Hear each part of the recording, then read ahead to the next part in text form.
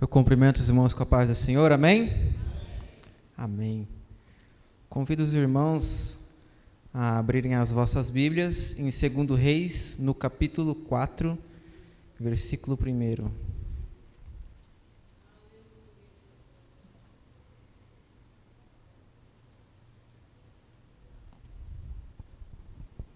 Segunda Reis, capítulo 4, versículo 1.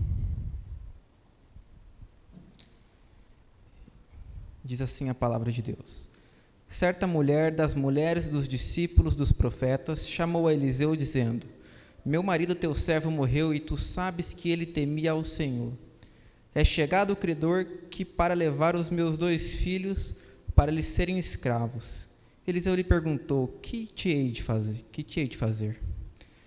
Diz-me o que tens em casa. Ela respondeu: Tua serva não tem nada em casa senão uma botija de azeite. Podei vos assentar.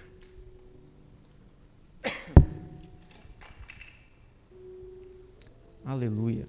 Passagem um tanto conhecida, mas que todas as vezes que eu leio ela, Deus sempre fala muito ao meu coração e sempre temos uma lição a aprender com ela. Aqui nessa passagem, encontramos um cenário de uma mulher totalmente assolada pela crise, né? E hoje em dia, né, a palavra que mais se vê falar é crise, né? É crise de todos os lados, crise financeira, crise em casamento, crise econômica, crise familiar, enfim, tantos tipos de crise na saúde, é crise para todo lado, crise social e tantas outras crises que temos hoje. E aqui não era diferente nesse cenário. Uma mulher que o seu marido havia morrido e havia deixado uma grande dívida. A Bíblia ela não relata quanto era essa dívida, mas diz que era muito grande. E naquela época, se o marido morria, a esposa ela não podia trabalhar. Naquela época as mulheres não trabalhavam. E os seus filhos ainda eram crianças, então não podiam também ganhar o sustento. Então o que era prático? Os credores vinham e levavam os filhos da mulher como forma de pagamento, né? Seria de forma escrava. E aquela mulher agoniada, ela falou assim: não posso entregar os meus filhos, isso foi presente de Deus, é um tesouro de Deus, é o meu legado, é a minha herança, os meus filhos. Então o que ela foi fazer? Ela foi ter com um homem de Deus. E no primeiro versículo nós já entendemos isso, que ela não foi procurar a vizinha, ela não foi procurar o amigo, ela não foi procurar ninguém diferente, ela foi procurar o homem de Deus. Quantas vezes nós temos passado por situações complicadas e nós não buscamos o homem de Deus? Nós vamos desabafar com pessoas que não vão conseguir nos ajudar. Às vezes nós vamos falar com pessoas que, ao invés de nos ajudar, as pessoas nos jogam mais para baixo, as pessoas até nos aconselham a fazer coisas ruins, coisas erradas, coisas que não agradam o coração de Deus. Mas essa mulher, ela fez diferente. Essa mulher, ela foi buscar com o homem de Deus. E ela chegou ao homem de Deus e disse: Tu sabes que o meu marido, ele era fiel ao Senhor. E aqui podemos entender claramente que o marido dela tinha vida com Deus. Aquele marido, ele tinha comunhão com Deus, porque ela chegou ao profeta e disse: O meu marido morreu, mas o Senhor sabe que ele era fiel. Como é bom, né, nós termos, digamos assim, crédito com Deus, né? Nas horas difíceis, nós podemos pedir ajuda sim ao Senhor. Senhor, eu tenho sido fiel a Ti, né? Não temos o direito de impor nada a Deus, mas nós, enquanto filhos, temos o direito de pedir ao Pai, porque que pai, vendo o seu filho clamar por ajuda, não ajuda, né? Aqui temos alguns pais e mães. Quem de vocês, vendo um filho clamar, não ajudaria? Negaria ajuda?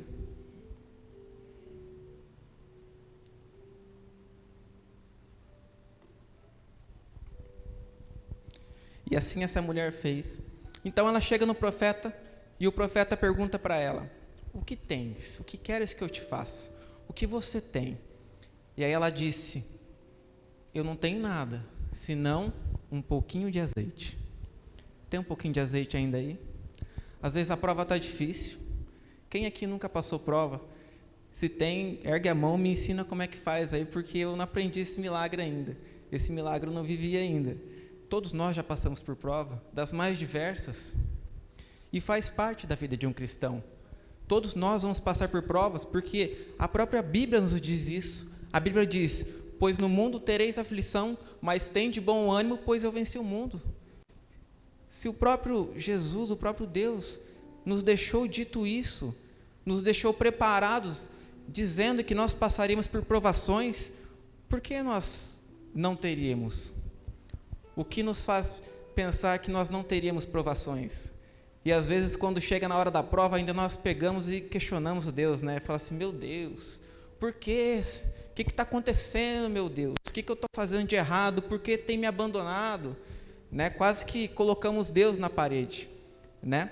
E o profeta pergunta para ela: o que tens? E ela diz: um pouquinho de azeite. Irmãos, enquanto ainda tem um pouquinho de azeite, mesmo que lá no fundinho a esperança ainda não acabou. Deus, Ele está aqui hoje, Ele pode transbordar o azeite da tua botija, sim. Basta você ter fé e ânimo para continuar a caminhada, não é hora de parar. Essa mulher, ela estava em uma situação caótica, mas ainda havia esperança. E aí nós podemos perceber que no versículo 3 e 4, o profeta de Deus vai dizer assim: então faz o seguinte, tem azeite? Vai à tua vizinhança e pede vasilhas. Pede não poucas, muitas, né? Isso está dizendo na Bíblia. E a Bíblia ela nos fornece alguns detalhes que nos chamam a atenção.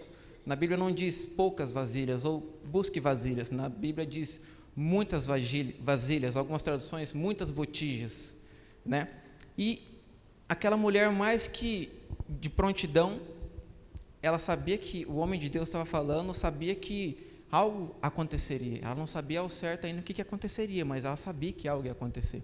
Então ela fala para os seus filhos: sai na vizinhança, pede para todo mundo vasilha, o que vocês conseguirem pegar de vasilha emprestado, pede.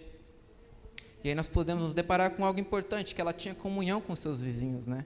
Ela tinha comunhão, porque tem gente que não pode sair nem no portão, que é perigoso levar uma pedrada no vizinho, porque, né, vive brigando, não dá testemunho, né, é odiado pela vizinhança. Mas, ao contrário disso, aquela mulher, não, ela tinha comunhão com os seus vizinhos. E assim fez, ela obedeceu ao homem de Deus.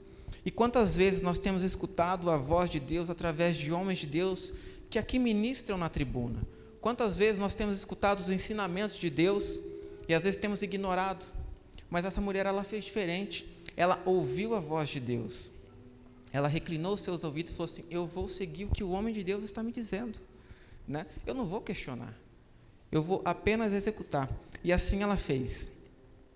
E aí aquele profeta, ele diz à mulher: ok, pegou as vasilhas, agora entra na sua casa, tranca a porta e vai virando o azeite que tem sobre as vasilhas. E o que me chama a atenção é que ele disse: faça isso dentro da sua casa, não fora. Ele podia muito bem, de repente, para ganhar uma glória para ele, ou de repente se vangloriar de alguma coisa, ele podia muito bem falar assim: ó, vai até a praça pública, de repente fosse aqui em Londrina, não sei, vai no Igapó, vai na Higienópolis, vai na Concha Acústica, né?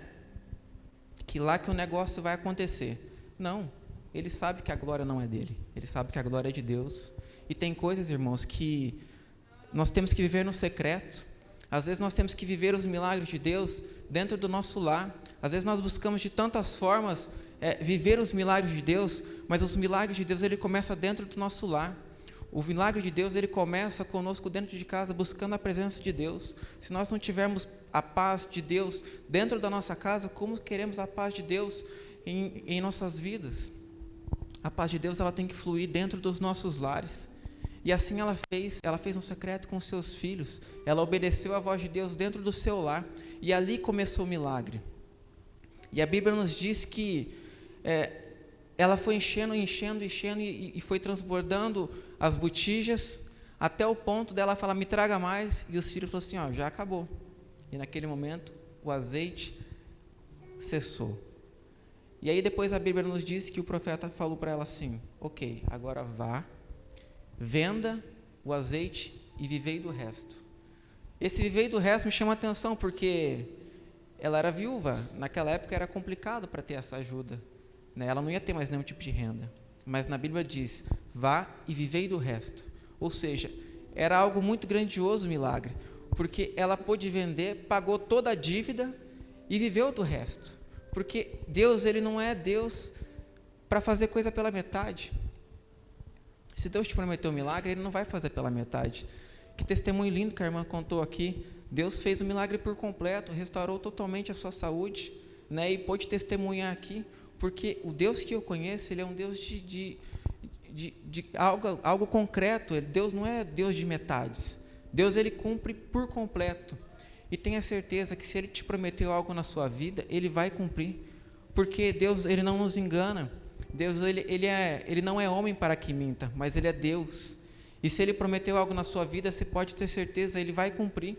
E se ainda não aconteceu, porque ainda não é hora, tenha um pouquinho mais de paciência, busca Ele, dá um pouquinho mais de aleluia, um pouquinho mais de glória a Ele, busca um pouquinho mais da presença dEle, e eu tenho certeza disso, que um dia o milagre vai chegar na tua casa, o milagre vai chegar, vai bater na porta da tua casa, e você vai celebrar, vai cantar com júbilo de vitória, o hino da vitória. Quantos creem?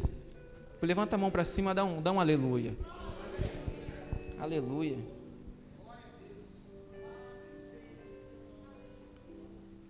Nessa passagem, nós podemos entender e compreender nitidamente o trabalhar de Deus, né? Podemos dizer assim que existe vitória em tempo de crise. E aí fica até um negócio meio contraditório, né? Mas vitória em tempo de crise, né, são coisas totalmente contrárias. Mas para nós que somos cristãos, nós podemos crer nesse tipo de coisa, porque elas acontecem. Existe vitória no meio da crise, sim. Nas horas difíceis, às vezes nós nos assolamos, às vezes nós ficamos totalmente aflitos, nós ficamos agoniados, e às vezes Deus está conosco, e nós ficamos tão apavorados que não conseguimos enxergar ao nosso redor. Quer um exemplo disso? Se nós formos no livro de Mateus, ali no capítulo 14, do 22 ao 33, vai narrar uma história onde Jesus anda sobre as águas. Também é uma passagem muito conhecida. Jesus, a Bíblia nos conta que Jesus, ele havia acabado de fazer a primeira multiplicação de pães, né? E foi um milagre esplendoroso, algo que impactou toda aquela região. E aí Jesus disse assim, para os discípulos: vá, atravesse a margem, que eu vou despedir a multidão, e depois eu alcanço vocês. E os discípulos foram. E Jesus subiu no monte para orar, porque esse é o segredo da vitória, né? É a oração. E aí a Bíblia nos conta que certa hora da madrugada, na Bíblia nos fala na quarta vigília, que calcula-se que entre 3 e 6 horas da manhã, os discípulos estavam apavorados, porque o mar estava bravio, o mar começava a jogar as ondas para lá e para cá, e os discípulos todos apavorados: meu Deus do céu, cadê o Pai que nos abandonou, Jesus? E o milagre acabara de acontecer, eles tinham presenciado o milagre. E aí de repente Jesus aparece sobre as águas, andando sobre as águas. E os discípulos estavam tão apavorados, que ao olharem Jesus, não o reconheceram. Jesus estava de braços abertos, e eles olharam e pensaram: meu Deus do céu, será que é um fantasma? Aí Jesus olha para eles e fala assim: não sou fantasma, sou eu, Jesus. Se fosse hoje, de repente estaria falando assim: gente, estava com vocês agora há pouco ali, vocês não estão me reconhecendo? Sou eu, né? E aí Pedro olha: se és tu mesmo, Jesus, então que eu ande sobre as águas. E ele diz: venha, ande comigo sobre as águas. Mas quem que de nós está disposto a dar esse primeiro passo, né? Quem de nós está disposto a andar sobre o mar bravio? Às vezes nós estamos passando por tanta prova, por tanta tribulação, e hoje é um culto da vitória, né? Mas nós ficamos tão desesperados, tão assolados, tão cegos pela situação, que nós esquecemos o Deus que nós servimos. É o Deus do impossível, é o Deus que Ele é o especialista em agir nas causas impossíveis. E aí Jesus, Ele olha para nós e fala assim: venha, pode andar sobre a tempestade, pode andar sobre o mar, pode andar por onde você quiser, porque eu estou te chamando, venha aqui comigo, venha em busca da sua vitória. E aí nós ficamos daquele jeito, né? Se fosse, né, conjecturar hoje, acho que a gente ficava meio que tipo assim, né? Vai, não vai, vai com o pé, não volta, tipo, só molha a pontinha do pé, será que eu vou, será que eu não vou, né? Mas Pedro, ele teve um ato de coragem e foi, e ele começou a andar, e ele falou assim, meu Deus, eu estou vivendo o sobrenatural de Cristo. E para nós vivermos o sobrenatural de Cristo, nós temos que ter um ato de fé, nós temos que tomar uma decisão, e nós temos que ter atitude, porque às vezes ficamos naquela situação, como vamos dizer assim, em termos populares, chove não molha, né? Fica naquela, né? Fica ali, meio cá, meio lá, mas não se decide no que quer. Mas nós, como cristãos, filhos de Deus, nós temos que tomar uma posição, e essa posição ela tem que ser, eu vou seguir a Cristo, não importa o que acontecer, eu vou em busca do meu alvo, que é Cristo. E Cristo hoje ele está nos chamando, dizendo, vem até mim. E Pedro foi. Só que, engraçado que isso me lembra muito nós, principalmente a mim, eu digo nós, mas assim, falo por mim mesmo, né? Quantas vezes nós estamos ali, quase que, vamos dizer, usar o termo, pegando o anjo pela mão, e sai andando, marchando no mar brabo, e aí de repente no meio nós começamos a ver que as ondas começam a ficar mais fortes, nós começamos a perceber que as lutas aumentam, começam a ficar mais forte, e aí nós começamos a duvidar às vezes, será que Deus está comigo mesmo? Será que eu vou conseguir vencer? Será que vai acontecer os milagres de Deus na minha vida? Será que as promessas vão se cumprir na minha vida? E aí nós começamos a afundar. Aí Jesus olha lá da frente e fala assim, não, meu filho, venha, né? Mas Jesus, ele fica aguardando a gente chamar por ele. E aí Pedro, num ato de desespero e ao mesmo tempo de fé, e misturou todos os sentimentos ali, diz, Jesus, por favor, me salva. E aí Jesus chega, estende as mãos para ele e o puxa para cima. Que momento glorioso, como eu queria ser Pedro naquele momento, né? Ser salvo por Jesus naquela tempestade. Que momento glorioso foi aquele. Mas nós podemos viver isso pelos olhos da fé hoje. Talvez você esteja passando por momentos difíceis, eu não sei qual é o seu problema hoje, mas Jesus sabe, porque Ele te conhece no íntimo. Às vezes nós estamos aqui, né, com sorrisos, mas só Deus sabe como estão as coisas, só Deus sabe o que realmente está acontecendo, mas Jesus, Ele está aqui nessa noite te dizendo, filho, não temas, eu estou aqui contigo, filho, não tema, eu estou aqui contigo para caminhar junto, não se esqueças de mim, eu estou aqui em todos os momentos da sua vida, basta estender as suas mãos, que aqui eu estou, não te abandonei em nenhum momento, Jesus, Ele nunca te abandona. Recentemente, há quase 2 meses atrás, o meu avô, o vô Eliazar, mais conhecido vô Ptita, pastor Tarciano conhece, ele sofreu um acidente de carro, e foi algo muito forte, né? Tanto é que deu perca total no carro, estourou todos os airbags do carro, né? Só para os irmãos terem noção, eles estavam na rodovia e um caminhão caçamba cruzou a pista, e aí o carro bateu de frente no rodado do caminhão, então o carro estava ali entre 80 e 100 km por hora, imagina o impacto que isso causou, né? Resumindo, o meu avô, ele ficou desacordado por 2 horas, quando ele acordou ele já estava no hospital, e foi um milagre muito grande. Nós fomos visitar ele agora está se recuperando, mas ele não estava conseguindo andar, ele quebrou o osso da bacia. Mas quando se olha as fotos, se olha toda aquela situação, podemos perceber que claramente é a mão de Deus. E isso nos faz refletir muito, porque o que é a vida? O que é nós sem Deus? A nossa vida é um vapor. A qualquer momento nós podemos, de repente, sumir. Pode acontecer alguma coisa, ninguém previa.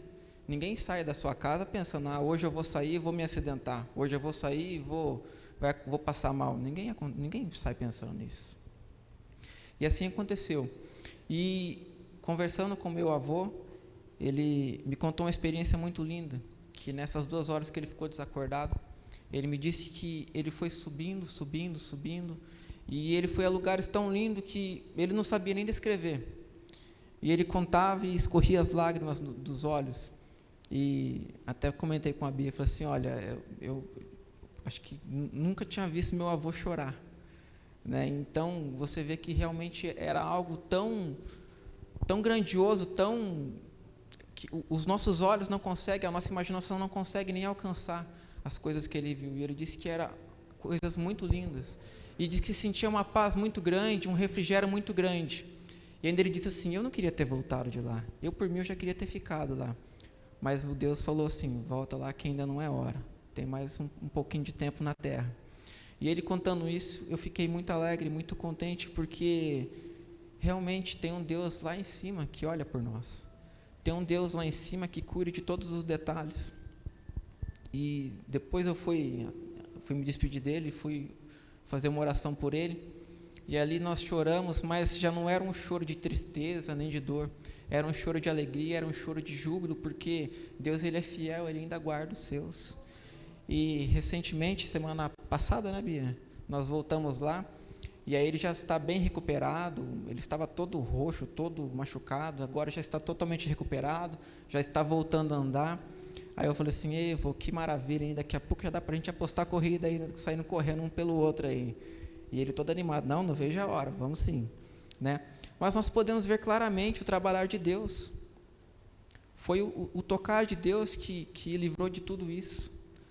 Talvez hoje nós poderíamos estar chorando na família, mas nós estamos celebrando porque nós cremos num Deus fiel. E nós temos que buscar a cada vez mais essa palavra. Nós temos que buscar a cada vez mais esse Deus, porque Deus é fiel. Essa semana eu estava lendo um livro que eu ganhei de um grande amigo meu, até recomendo para quem queira, chama Dia e Noite com Spurgeon. Dia a Dia com Spurgeon. É um livro muito bom. Então, cada dia tem é uma página somente. Uma parte você lê de dia, outra parte você lê à noite. E ali são palavras que você fica durante o dia pensando, matutando na cabeça e pensando. E aí eu comecei a ler essa passagem, e aí eu confesso que no começo eu fiquei com vontade de encontrar Spurgeon no céu e dar uma pancada na cabeça dele. Porque ele colocou a passagem de Êxodo 34, 20, vou ler aqui rapidinho. A passagem fala assim, resgate com um cordeiro cada primeiro jumentinho que nascer. Mas se não resgatar, quebre-lhe o pescoço. Resgate todos os seus primogênitos. Ninguém compareça perante mim de mãos vazias. Eu falei assim, nossa, mas que passagem esquisita é essa? E aí eu fui buscar na Bíblia entender, né? Ali estava falando das festanças que eles estavam fazendo ali para a santificação do povo, a festa dos pães, e ali estava dizendo que era o sacrifício que tinha que fazer. Mas o jumento, ele é um animal impuro, e o jumento ele não podia ser sacrificado. Deus ele não aceitava. E em hipótese alguma, Deus ele aceitaria o sacrifício de um jumento, porque Deus ele não vai abrir exceção. Com Deus não existe negócio de exceção. A regra é regra, não existe, toda regra tem exceção com Deus, regra é regra, né? E aí então está dizendo ali que todo jumentinho macho que nascesse, né, o primogênito, teria que ser substituído por uma ovelha, o sacrifício, né? Coitado da ovelha, né? E até então tudo bem, mas onde que Spurgeon quer chegar com isso? Aí o Spurgeon, no raciocínio dele, começa a falar, minha alma, entenda um negócio, todos nós somos jumentos. Eu falei assim, o Spurgeon tá pegando pesado, né? Mas ele fez uma comparação extremamente maravilhosa, né? E não me entendam mal, pelo amor de Deus, nessa noite. Ele quis dizer o seguinte, que nós, enquanto seres humanos, nós como raça humana, somos pecadores e somos impuros. E de maneira alguma nós poderíamos oferecer sacrifício ao Deus vivo. Mas Deus, com a sua eterna e grandiosa soberania e graça, nos mandou o Cordeiro vivo, que é o seu Filho Jesus Cristo, para morrer por nós, pecadores. Porque olhou-se para a raça humana e não existia nenhum digno e puro para morrer por nós. Então, Deus enviou o seu único Filho, Jesus, o Cordeiro imaculado, para que fosse morto por todos nós. E aí aquilo eu comecei a pensar, e aquilo ficou, confesso que eu fiquei bem intrigado com aquela passagem. Falei assim, mas Jesus do céu, né, nos comparar, né, com um jumento, mas depois eu consegui entender aquilo. Como impuros nós somos. Todos os dias nós levantamos e estamos fadados ao fracasso. Todos os dias, quando levantamos de nossas camas, levantamos e estamos destinados a pecar. Mas graças a Deus, Jesus um dia ele veio na cruz do Calvário, morreu por nós, para que hoje nós pudéssemos ter livre acesso à adoração. E hoje todos os nossos pecados, eles são justificados, porque Jesus morreu na cruz do Calvário. Então hoje, nós temos livre acesso a pedir perdão para o Pai. Jesus, eu pequei, mas Jesus, continua comigo, a Tua graça nos salvou. E quão lindo é isso, irmãos. Hoje nós temos livre acesso para glorificar e agradecer. Então que todos os dias nós possamos acordar e lembrar, né, o que éramos para nós sermos. Mas graças ao sacrifício de Jesus Cristo, nós somos justificados. E hoje nós estamos salvos, graças ao poderoso e eterno Deus. Amém? Convido os irmãos a ficarem de pé. Já vou encerrar. Essa foi a palavra que Deus colocou no meu coração. Eu gostaria de orar por você nessa noite, que crê que Deus ainda salva, que crê que ainda Deus cura, que crê que ainda Deus liberta, que crê que ainda Deus é um Deus de promessas. Eu gostaria que você viesse aqui na frente. Eu quero orar juntamente com vocês.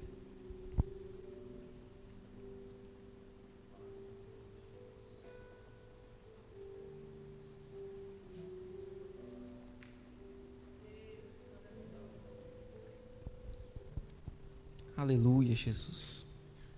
Curve essa cabeça. Pai amado, Pai querido, nós te adoramos, nós te exaltamos, porque Tu és um Deus digno de toda honra, de toda glória, todo louvor. Pai, aqui a Tua palavra foi pregada, aqui a Tua palavra foi ministrada, Senhor, conforme o Senhor colocaste em meu coração. Pai, eu te peço aqui pela vida dos Teus servos, Senhor. Eu não sei o que se passa na vida de cada um, Senhor, mas nós estamos aqui, Senhor, na posição para Te dizer: Pai, nós cremos que o Senhor é um Deus de milagre, nós cremos que o Senhor é um Deus de restauração, nós cremos que o Senhor é um Deus de cura, de milagres, de libertação, Pai.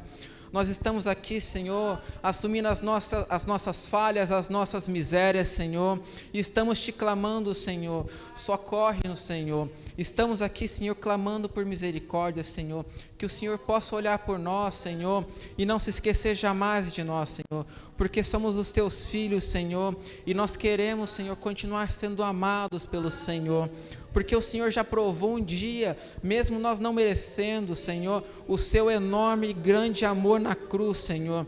O Senhor foi lá e morreu por todos nós na cruz do Calvário, Senhor, e isso já seria o suficiente, Senhor, como prova de amor, Senhor, e uma dívida eterna de gratidão para com o Senhor. Mas não parou por aí, Jesus. O Senhor continua conosco todos os dias de nossas vidas, Senhor, nos salvando, Senhor, nos livrando de todo mal, Senhor, nos tirando de toda a cilada do inimigo, Senhor. E assim nós pedimos, Senhor, que o Senhor possa continuar conosco, Senhor, todos os dias de nossas vidas, Senhor. Eu te peço, Senhor, que o Senhor visite aqui a cada lar, Senhor. Em todos os lares, Senhor, de repente ainda tem aquele pouquinho de azeite, Senhor, que o Senhor possa multiplicar esses azeites, Senhor, que o Senhor possa multiplicar de tamanha forma, Senhor, que esses azeites, Senhor, sejam divididos, Senhor, com as nossas vizinhanças, Senhor, que a Tua palavra, Senhor, através de cada um de nós, seja levado, Senhor, a cada canto aqui de Londrina, Senhor, e que juntos possamos fazer a Tua obra, Senhor, pois nós somos adoradores, Senhor, e nós não nascemos para outra coisa senão a Te adorar, Senhor. Ô Senhor, ora pelo Teu povo, Senhor, olha por nós, Senhor, não esqueça de nós, Senhor, que os Seus olhos estejam sempre atentos, Senhor, a nós, Senhor. Ô Jesus maravilhoso, é isso que nós Te pedimos, Senhor, e Te agradecendo, pois cremos, Senhor, na vitória, Senhor, desde já. Amém, Jesus. Estenda as suas mãos, que o grande amor de Deus, a graça do nosso Senhor e Salvador Jesus Cristo e as consolações do Espírito Santo sejam com todos e todos digam amém.